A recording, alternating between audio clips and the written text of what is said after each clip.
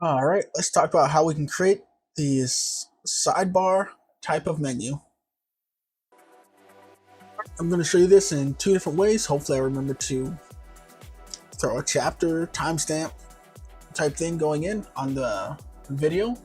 But I'm going to show you how to do this as just a very simple script on a per menu system. And then I'm going to show you how you can take that and write it into its own class for the menu. That way you can just control everything directly from the editor.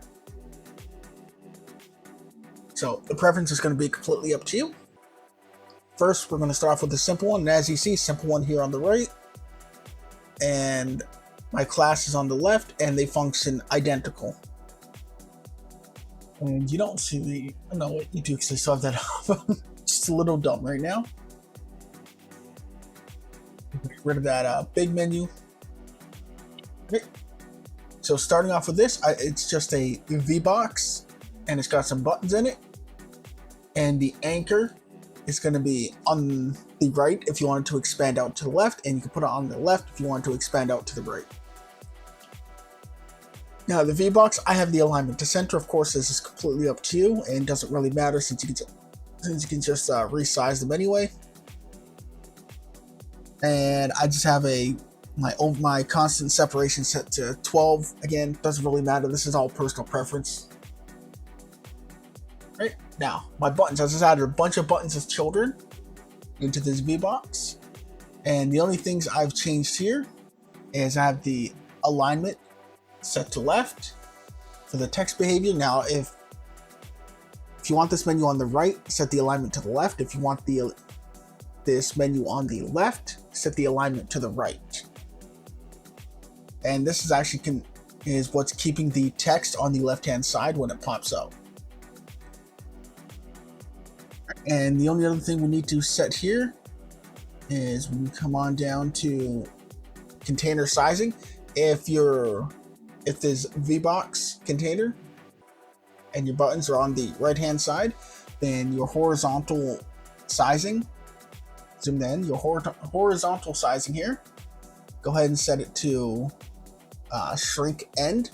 So in order to have none of these selected, just in case you were unaware, or last time here, you just come down and you go to custom and you uncheck it. So you have none of them checked. So have none of them if it's on the left-hand side, and have shrink end if your menu's on the right-hand side. Alright, so this one's going to have shrink end. Well, all these buttons are. And that's all you need to set up on the button itself. Last, you just got to go ahead and throw a script on there, and this script will work on all of your buttons. Alright, so with this, we have our collapse width. Really, this can be... It's just set as 60 right now, but you can set this to whatever size you want. If it's smaller than the size needed to display the text, then it's just going to go to that minimum size. Otherwise, you can create a bit of padding there if you wanted from the edge. Expand width is how far out it's going to extend, and then speed is how fast it's going to expand and collapse. Right, so for the ready signal, we can go ahead and just set the minimum size .x equal to our collapse width, and then just connect our signals mouse entered and mouse exited. If you want this to also work with controllers, you can set it up for focus entered and exit, I believe is what it's called. Yeah, focus entered, focus exited. You can connect those signals as well with the exact same connection, and it will be fine. And all we're doing on this mouse entered and mouse exit is we're calling expand on enter, collapse on exit, and expand and collapse. It's just a simple tween of the property on self because we're doing it to the button, custom minimum size X, expand width and collapse width appropriately, and pass in the speed. That's all we need to do. And if that's all you're here for, that's all you want, then that is all you need. You have this sidebar menu popping out just as you want. And like I said, with the collapse width, for example, we could expand that to 100. And if we did that, you see we have a little more padding on these. But I just use the default, why not, right? Doesn't really matter too much. But there you go. Just remember, if you do it this way and you want to make a change, such as that collapse width, and you want it to be even across the board, you're going to have to set that for every single button, which isn't a big deal because you can shift click and then just change the property. So it's not too big of a problem if this is the route that you want to go. If that's all you wanted, take care, have yourselves a good one. I'll see you guys next time. If you want to create this a class, you can easily just add it into your scene, into any project going forward. Let's tackle that end right now with our expanding sidebar menu class. Alright, so we're gonna have to do a lot of this stuff ourselves. So we're gonna extend VBox. Class name is our expanding sidebar. We have our signal button press. That's gonna send the index and the text. This way, if you have a button being pressed, you know which button is being pressed, right? Whenever you just send that signal, that way it just works. In other words, I'm using an enum for the menu side, so we know whether our menu is being set to work on the left or work on the right. And we have a few exports, so the menu side, that's going to give us our drop down. We have our button text. You know what? I'll just scroll down a bit. We can do this. Just keep this over on the side. So we got our it's going to say our mountain, our menu, right? So left and right. Our button text, which is just an array of strings here. And by default, we have start, options, and quit. So we have 3 buttons by default, but you can also increase this and change them. And these are basically going to be the text that are on our buttons and the order that they are in. We have our button height, just in case we want our buttons not to be super slim, but we want them to be thicker. And then just like before, we have our collapse width, expanded width, and our expanding speed. And then our expanded button, we made this a private variable with our underscore at the beginning. This is just a button, right? And we can go in. So already we set the alignment of our container to be alignment begin. Of course, you could set this to center if you wanted, or you can just delete this line, completely up to you. And then we would just call build buttons. All right, now build buttons, we're gonna say for child and get children. We're gonna free out the buttons that we already have, assuming that we somehow have them, because we're not supposed to have them in the tree, right? We're gonna create them on our own. Expand button is null because we're just starting out. If you wanted to have this set by default, you could set this to have a default one selected. Then we can go into our button texts and basically just iterate through it. Say, oh, okay, we have this, right? We have the start button. Let's create a button for that and set the text. We have the options button. Let's set that text. And we have a quit button. Let's set that. And then we're just setting the alignment and the minimum size using the collapse width and the button height for us. Then we apply side settings and connect our signals. So here we've got the mouse enter, mouse exit, as well as if you want controller support, like I mentioned before, focus centered, focus exit. And as you see, they're connected to the exact same signal, just like I mentioned. In this case, I am going to bind the button to it so that I always know which button has it. That was weird wording. But we're going to also bind the button to our function.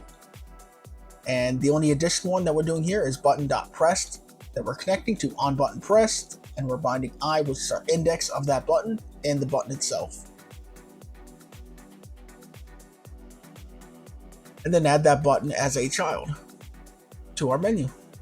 Now apply side settings. All that's doing is that's just taking into consideration whether we selected left or right in the inspector. So if it's left, we're setting the size flags to 0. If we selected right, then we're setting the horizontal to shrink end. Alright, so on button pressed, all we're going to do is take the index and button that we have in there already, and we're just going to emit our own button press signal that we created at the top, pass in or send it with the index and the button text. That way, whatever we want to do with the button, we can either do it based off of the text, if we want to do maybe like a match statement, or we can do it with the index, whatever you wanted to prefer. Now, on button entered, we're just going to go ahead and call our own private function here, set expand button. And on button exited, we're going to check if the button has focus, return. If the expand button is the current button, so if the expand button is the current button, then we can just go ahead and set expand button and pass in null. We're basically just going to shrink our current button, and then of course set it to null, so we don't have any active buttons selected or any buttons expanded. All right, now that private function of ours, set expand button, we're going to set the expand button equal to button that gets passed in and exit out. Sorry, we're going to set or check if our expand button is our current button. Then we're just going to exit because it's already expanded. We don't need to double play any animations or anything. If the expand button exists in the tree, then we're going to collapse that button, set our expand button to the new button that we have focused or our mouse in, and if that is a valid instance of that button, and we're doing this just to check, make sure we don't run into errors and completely crash out, then we're going to use our function tween button and just expand it. Now this tween button function, what is it? Well, it takes a button and a width, and it's simple. We're just going to create a tween and tween a property with it. Pass in the button, we're tweening the minimum size for the X, pass in the width and the expand speed. That is all we need. And with that, if we go ahead and run this, we can see when we mouse over it, it goes ahead and expands out. And if our mouse is off, they're all collapsed. And I can show you these do work with the default UI up, down, which means they should work with the controller just fine. As you see, every time we get focus and lose focus, and again, with the example from earlier, we did not set it with focus enter, focus exit, but I did mention if you want that to work with the controller, just go ahead and connect those as well. But it's the same system here. Works perfectly fine. And as you see, with the mouse over it, it doesn't disappear on us while it's got focus.